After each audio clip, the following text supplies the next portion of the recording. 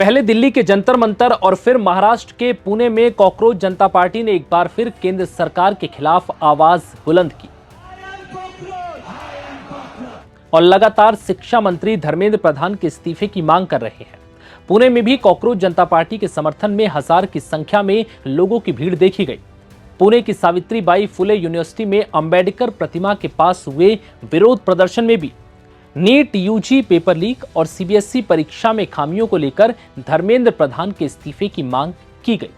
यहां भी एक्टिविस्ट सोनम वांगचुक ने हिस्सा लिया।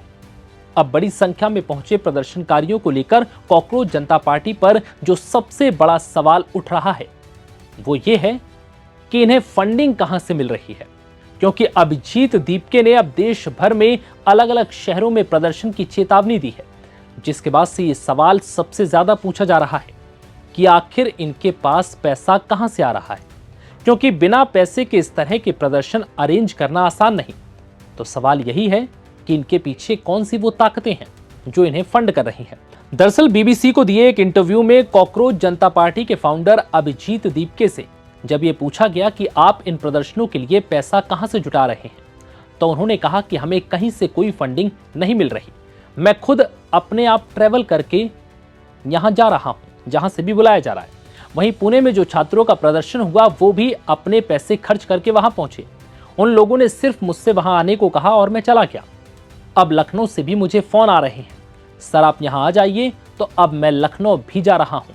इतना ही नहीं, अभिजीत दीपके ने इस दौरान एक किस्सा भी सुनाया।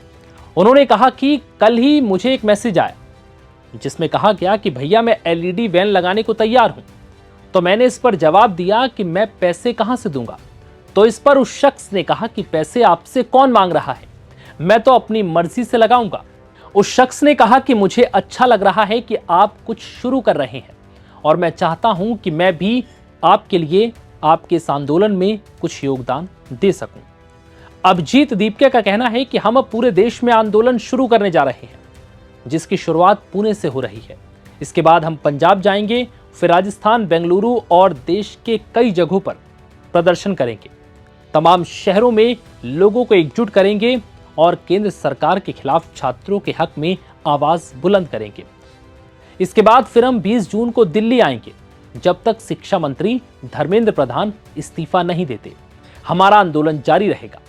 बता दें कि सोशल मीडिया और इंस्टाग्राम पर तेजी से अपना वजूद बनाने वाली कॉकरोच जनता पार्टी के अब तक सिर्फ इंस्टा पर 22 मिलियन से ज्यादा फॉलोवर्स हो चुके हैं और अन्य सोशल मीडिया प्लेटफॉर्म्स पर भी यह संख्या तेजी से बढ़ती जा रही है। सीजेआई की युवाओं को लेकर की गई एक टिप्पणी के बाद सुर्खियों में आई कॉकरोच जनता पार्टी ने देश भर में एक अलग ही माहौल बना दिया।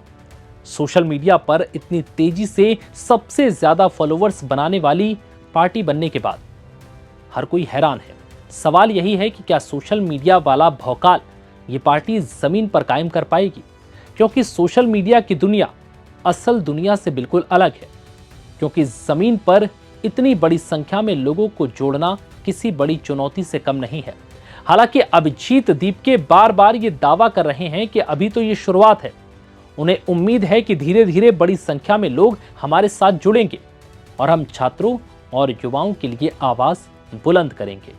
फिलहाल इस वीडियो में इतना ही।